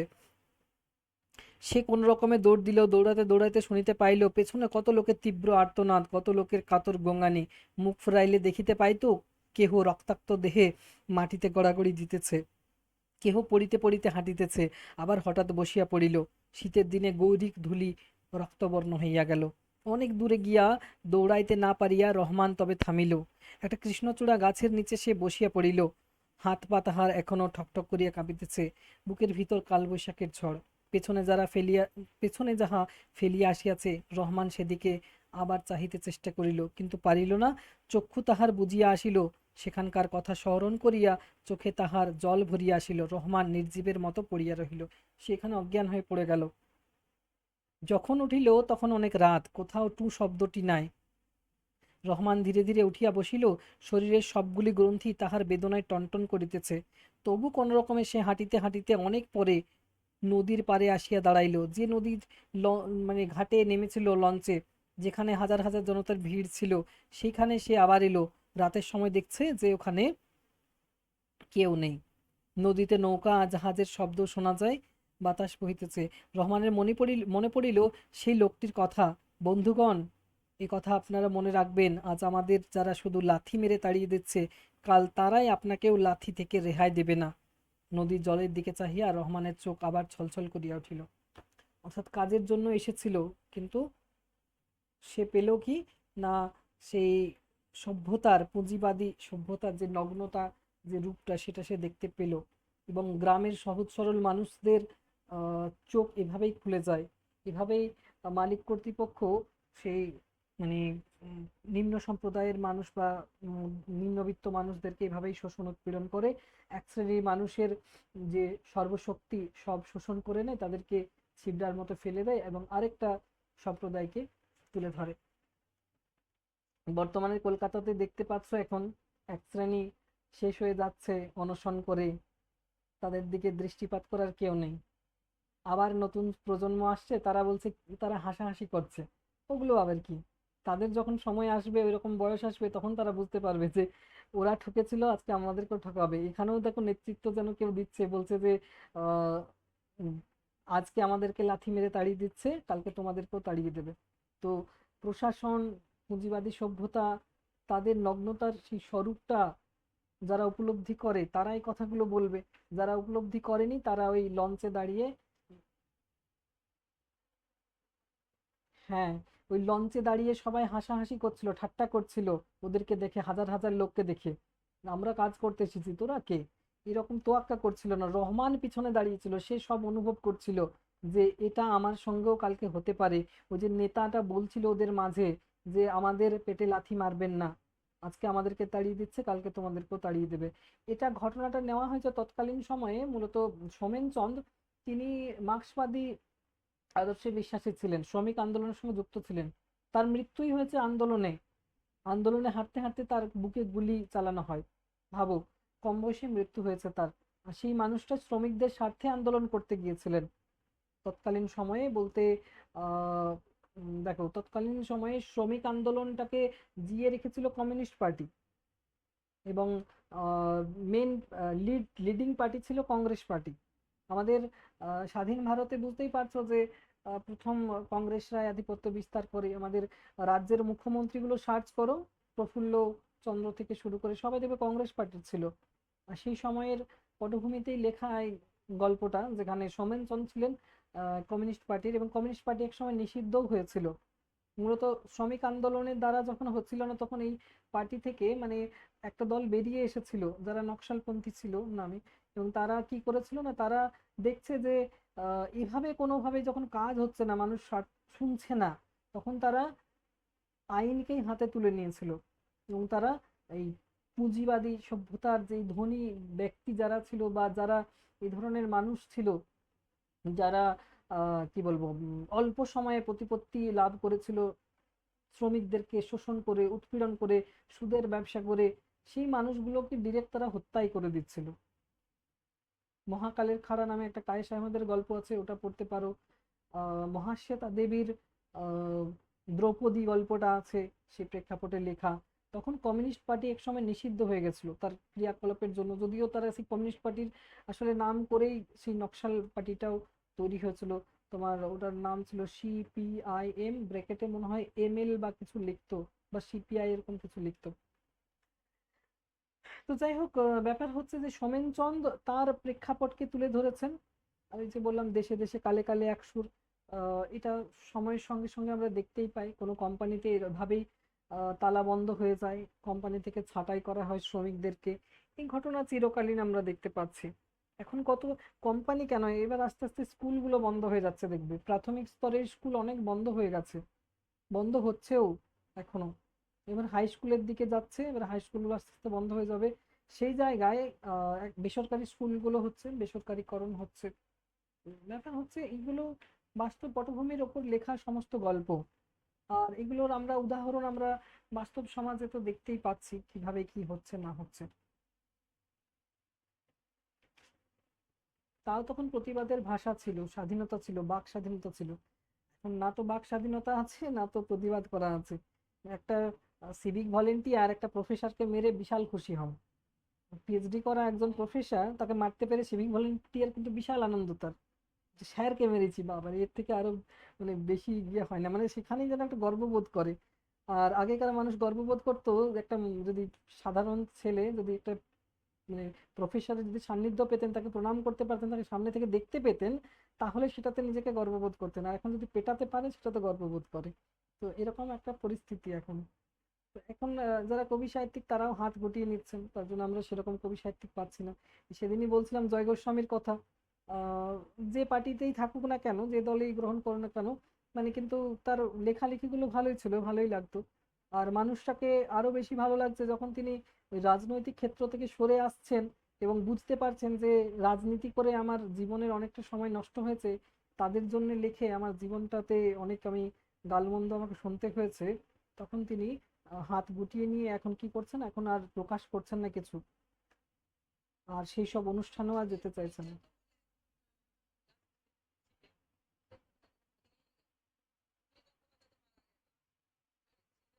হারিয়ে যাচ্ছেন যারা শিল্পী, তাদের ক্ষেত্রে রাজনৈতিক একটা বড় অবদান, রাজনীতির জন্যই হারিয়ে যাচ্ছে রাজনীতিতে। আমার মনে হয় শিল্পীদের থাকা ভালো, কিন্তু প্রত্যক্ষভাবে মানে প্রচার করাটা উচিত নয়, তাদের হয়ে প্রচার করা যে কোনো দলেরই শিল্পী সত্তা। তাপস পাল,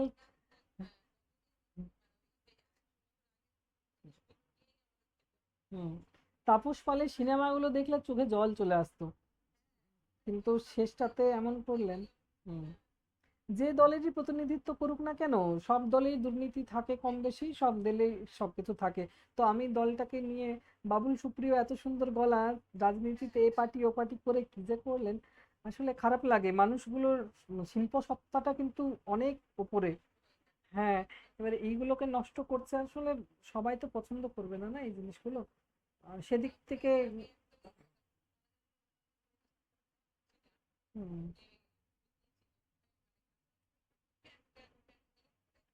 হুম।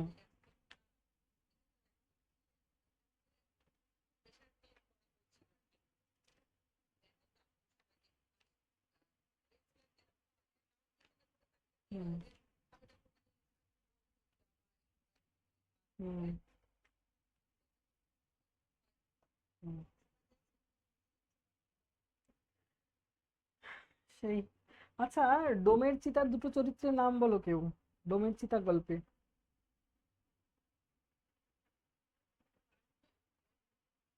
আরুম বদন কার মৃত্যু হয়েছিল? আরু ডোমা। না মরলে আমাদের কাছে কেউ আসে না, কে বলেছিল?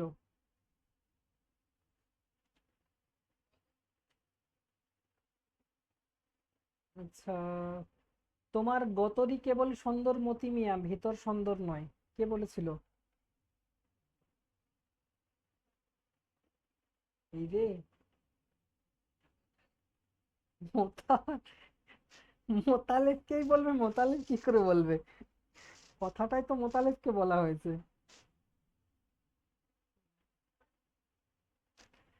তোমার গতরই কেবল সুন্দর মতি মিয়া, মতি মিয়া মানে মোতালেবকেই বলছে, ভেতর সুন্দর না। এটা মাজু খাতুন বলেছিল। আচ্ছা, এটা আমি কিছু কিছু লাইন বলবো, তোমাদের কার কি মনে আছে একটু বলবে, তোমাদের রিভাইজও হয়ে যাবে।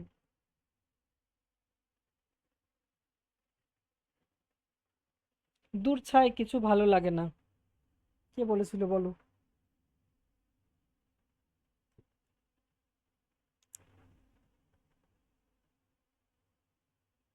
চিতার দিকে চাহিয়া চাহিয়া আপনি বলিয়া উঠিল, দূর ছাই কিছু ভালো লাগে না।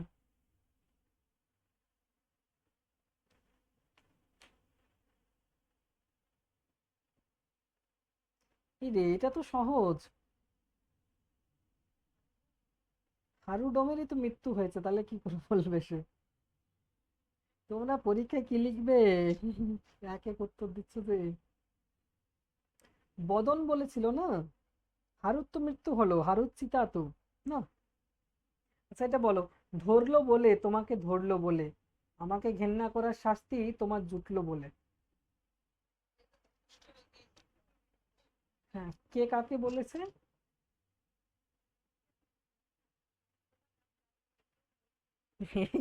হ্যাঁ, এইভাবে বলবে, যার কুষ্ঠ রয়েছে সেই বলেছে। যতীন কাকে বলেছে?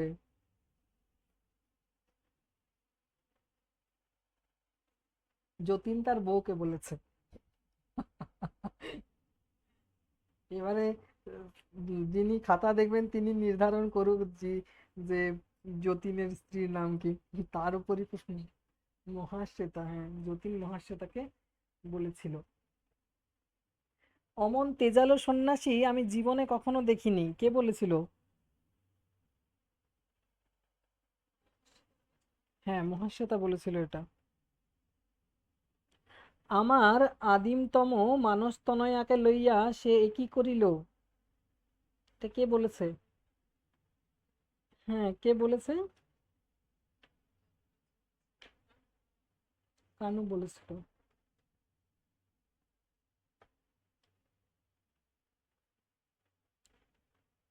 উম, আচ্ছা, একটা প্রশ্ন জিজ্ঞাসা করি।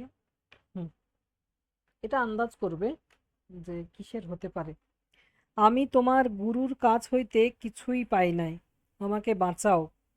যদি কেউ আমাকে বাঁচাইতে পারে তো সে তুমি।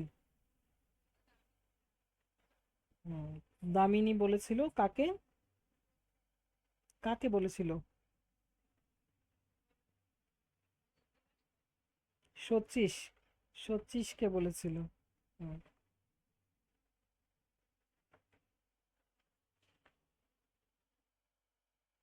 আচ্ছা। হুম, অজগরের কবলের চতুর্দিকে ঘূর্ণমান মহাবিষ্ট পক্ষীর ন্যায় চিৎকার করতে থাকে সব ঝুঠে তফাৎ চাও। কে বলেছে?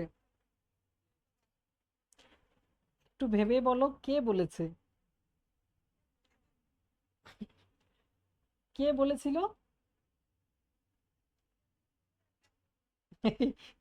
এই, একটু কথাটা কে বলেছিল? হ্যাঁ, গল্প কথক মানে যে ওই ইয়েতে গিয়েছিল না কাজের জন্য। হুম, নিজাম সরকারের আন্ডারে যে পরিচয় তুলার মাসুল, মাসুল কালেক্টর তথা গল্পের কথক। অজগরের কবলে চতুর্দিকে ঘূর্ণমান মহাবিষ্ট পক্ষীর ন্যায় চিৎকার করতে থাকে সব ঝুটের তফাৎ। মানে সেই তো গল্পটা শোনাচ্ছে না। তো এইগুলো একটু ভেবে বলবে কথককে। ঠিক আছে। আচ্ছা বলো তো, ইয়ে, আহ, মোতালেব ফুলবানুকে বিয়ে করার জন্য মানে কত পণ দিয়েছিল?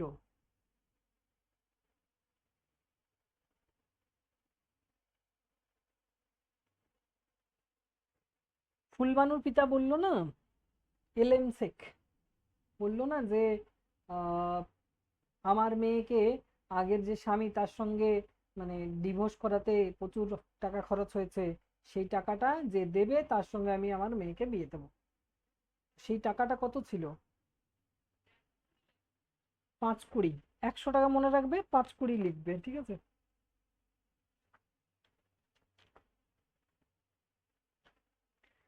সে যা বলেছে তাই সত্যি। এটা কোন গ্রন্থের হবে বলো? সে যা বলেছে তাই সত্যি। কখনো মনে হতো সে যা বলেছে তাই সত্যি।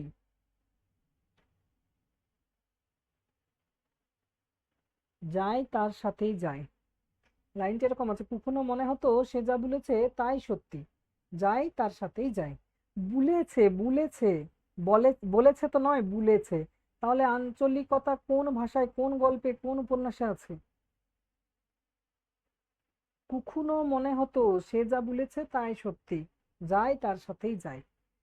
এই, হ্যাঁ এই কবেই তো পড়ালাম। এটা কে বলছিল? এটা সবলা বলেছে না। তার প্রেমিক তাকে বলছে, যুবকটি, সবলা এইসব মিছা কথা রে, সব মিছা কথা, মানুষ লাগেনি হয় না, চল আমরা দুজনাতে পালাই। তখন সবলা সেই মাঝে মাঝে মনে হতো, কোনো মনে হতো সে যা বলেছে তাই সত্যি, যায় তার সাথেই যায়।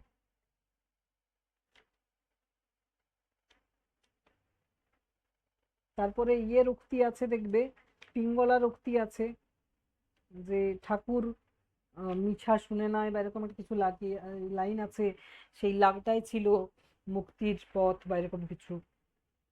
নোটস দিয়েছি দেখবে আছে।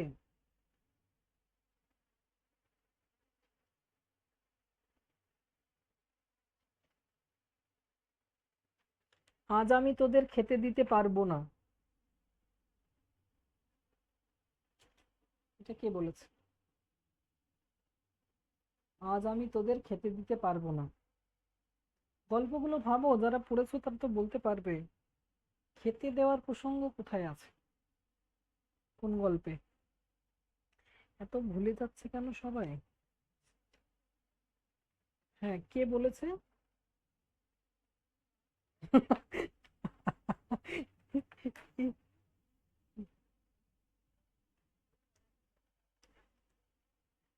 নামগুলো তো মনে রাখতে হবে। যদি বলে যে উক্তির আলোকে, হ্যাঁ বলছি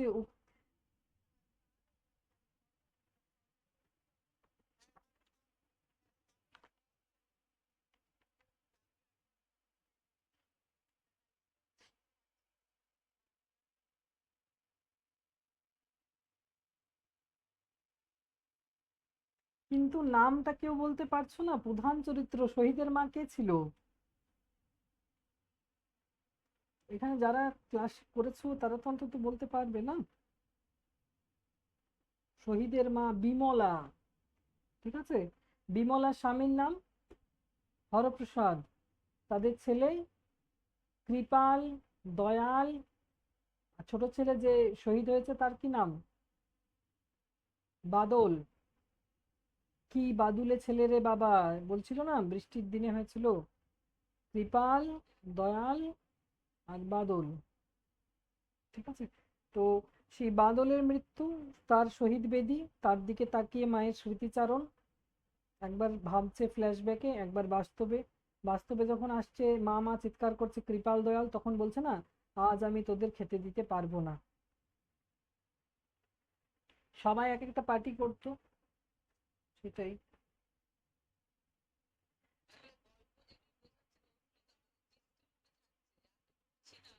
হুম, প্রশ্ন উত্তরগুলো পড়লে হবে। হুম, হুম, হুম।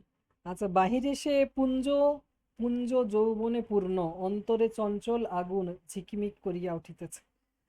কার প্রসঙ্গে বলা হয়েছে কথাটা? বাহ, হ্যাঁ।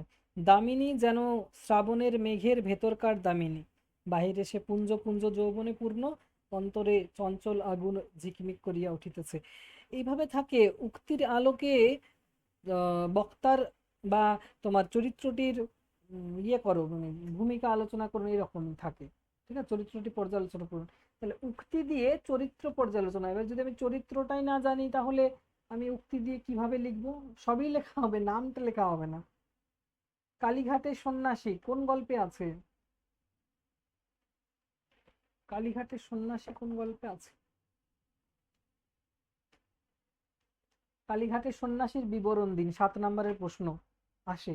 এবার কালীঘাটের সন্ন্যাসীকে যদি না জানো তাহলে বিবরণ কি দেবে? এটা তো ইয়ে বলেছিল না, তোমার কুষ্ঠরোগীর বউতে মহাশ্বেতা, যে আমি কালীঘাটের সন্ন্যাসী, এক সন্ন্যাসীকে দেখা হলো তোমার জন্য, যখন আমি ইয়ে করতে গিয়েছিলাম, প্রত্যাদেশ আনতে গিয়েছিলাম, এবং সেখানে সে কি বিভৎস তার চেহারা, তিনি আমাকে বললেন যে কুষ্ঠাশ্রম খোলো। মনে আছে? যারা ক্লাস করেনি তাদের তো একদম তাহলে আর কি হবে এক্সামের সময়।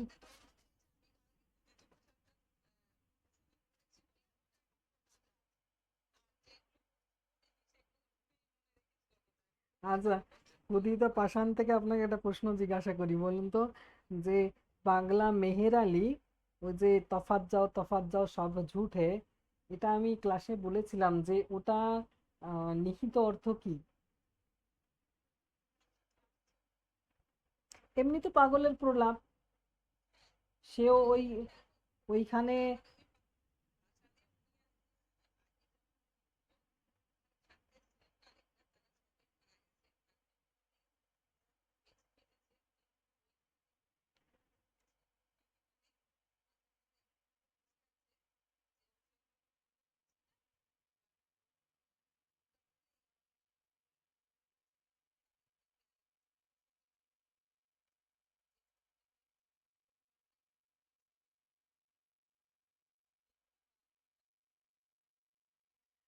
এমনি পাগলা মেহের আলীর দিক থেকে দেখছি যে সেই অবসন্ন মনে এরকম ভাবনা চিন্তা আসে, তো নিজেকে নিজেই বলে হ্যাঁ এগুলো মিথ্যে কথা, এগুলো হয় না। এই করতে করতে সে পাগলই হয়ে গেছে, ওই যে কান্নার আওয়াজ, ওই যে বীভৎস চুল ছিঁড়ে নিচ্ছে, এইগুলো সে মানতে চাইছে না, অথচ তার মধ্যে ঢুকে গেছে এবং পাগল হয়ে গেছে, বিকৃত মস্তিষ্ক হয়ে গেছে, এগুলো একটা ব্যাপার। ঠিক আছে, দুটো অর্থ পাবো এখানে আমরা, পাগলের প্রলাপ বা এই যে তাৎপর্য, একটা তাৎপর্য এটা যে সেও এখানে এসেছিল কিন্তু সে বেঁচে গেছে কিন্তু পাগল হয়ে গেছে, কেননা তার মানসিক বিকৃতি ঘটেছে এবং সে ভাবতে ভাবতে এগুলো সব সময় ভাবতো যেগুলো মিথ্যে কথা, মিথ্যে কথা, এরকম হতে পারে না। কিন্তু লেখকের উদ্দেশ্য কি ছিল? পাগলা মেহের আলীকে লেখক দিয়েছেন কি জন্য? এখানে দিয়েছেন যে আমাদের মন, মনেরও স্তর আছে, আমরা নিজের মনকেও এভাবে মানাই। কখন মানাই? ধরো রাত্রে সময় স্বপ্ন দেখছি, ভোরবেলা হঠাৎ চমকে উঠলাম, চমকে ওঠার পরে আমি নিজেকে বলি যে এগুলো সব মিথ্যা ছিল, তো এগুলো তো পার হয়ে গেল, এগুলো তো সব স্বপ্নে ছিল, আজকে তো সকাল। তো পাগলা মেহের আলী ওই কাজটা করছে এখানে তার ক্ষেত্রে, যে তিনি যখনই ডিপলি চলে যাচ্ছেন ওই ভেতরে, তখনই পাগলা মেহের আলী চিৎকার করছেন এবং তিনি চমকে ঘুম ভাঙছে, পাগলা মেহের আলীর চিৎকার। পাগলা মেহের আলী মনের সেই বিশ্বাসটা যে এগুলো সব মিথ্যে কথা।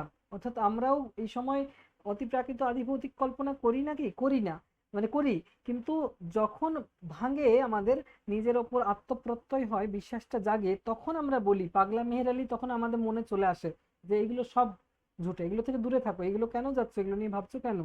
তাহলে পাগলা মেহের আলীর,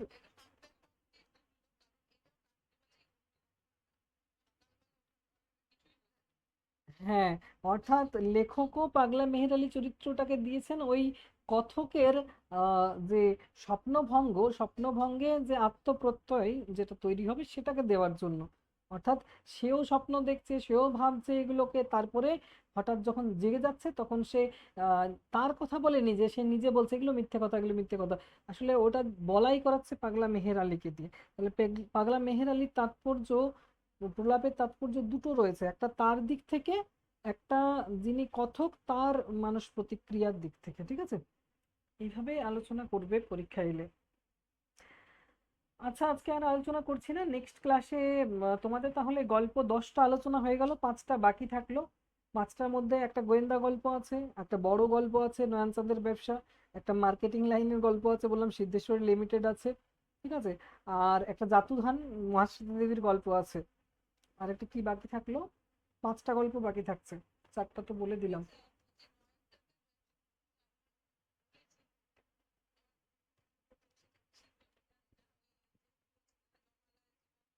হ্যাঁ, হ্যাঁ, হ্যাঁ, হ্যাঁ, হুম। হ্যাঁ, এটা একটু হয়তো আলোচনা করেছিলাম। তাহলে বাকি থাকলো নয়নচাঁদের ব্যবসা, শ্রী শ্রী সিদ্ধেশ্বরী লিমিটেড, পথের কাঁটা, চতুর্থ পানিপথের যুদ্ধ, আর জাতুধান। এখানে জাতুধান আর চতুর্থ পানিপথের যুদ্ধ এগুলো তুলনামূলক সহজ গল্প। নেক্সট ক্লাসে তাহলে এই দুটো আলোচনা করব। শ্রী শ্রী সিদ্ধেশ্বরী লিমিটেড এটা এতটা ভালো লাগবে না, আর নয়নচাঁদের ব্যবসা অনেক বড় গল্প, অনেক চরিত্র, আর যেটা হচ্ছে ডিটেকটিভ গল্প তোমার পথের কাঁটা, এটা ভালোই লাগবে, সাসপেন্স আছে, তবে তোমাদের জানি না কার ডিটেকটিভ গল্প ভালো লাগে, যার ভালো লাগে সে পড়ে নেবে অবশ্যই। ব্যোমকেশ বক্সীর গল্প। হুম,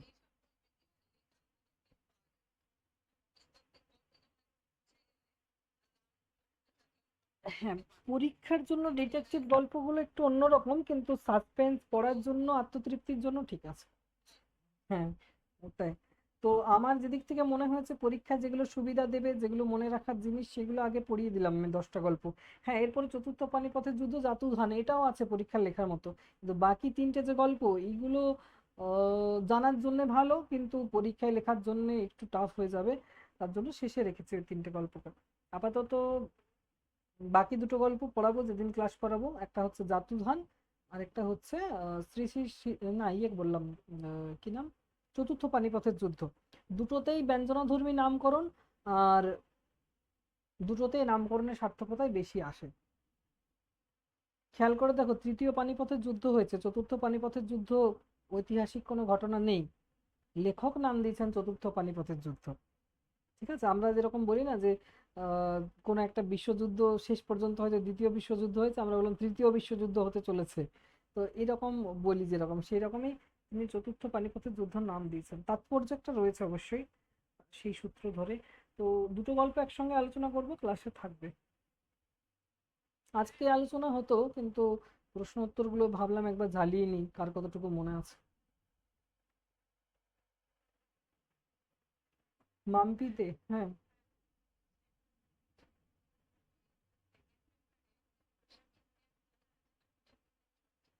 হুম।